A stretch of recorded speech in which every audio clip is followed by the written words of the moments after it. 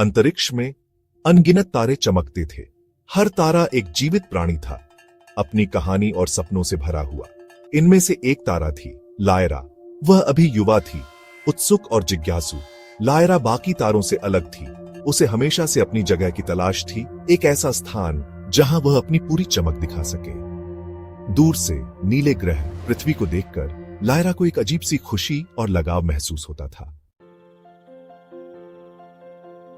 Lyra अक्सर दूसरे तारों से पृथ्वी के बारे में सुनती थी, उसकी सुंदरता, उसके जीवंत रंग और उसके रहस्यमय नीले पानी के बारे में। एक दिन लायरा ने फैसला किया कि उसे पृथ्वी को खुद देखना होगा।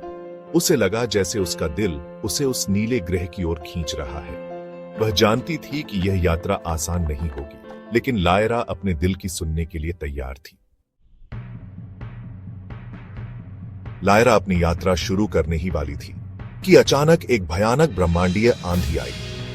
तेज हवाएं और चमकदार बिजली पूरे अंतरिक्ष में फैल गई। लायरा ने खुद को बचाने की कोशिश की, लेकिन आंधी बहुत शक्तिशाली थी।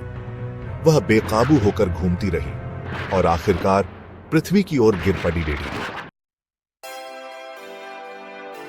पृथ्वी पर गिरते हुए लायरा को डर लग रहा था, लेकिन साथ ही एक अजीब सी शांति भी महसूस हो रही थी। उसकी गिरती हुई रोशनी ने पृथ्वी के लोगों को अचंभित कर दिया। जैसे जैसे वह पृथ्वी के करीब पहुंचती गई, उसकी रोशनी और भी तेज होती गई, मानो पृथ्वी उसे और भी शक्ति दे रही हो। अंत में लायरा वापस आकाश में उठी, लेकिन अब वह पहले से कहीं ज्यादा चमकदार और आत्मविश्वास से भरी हुई थी।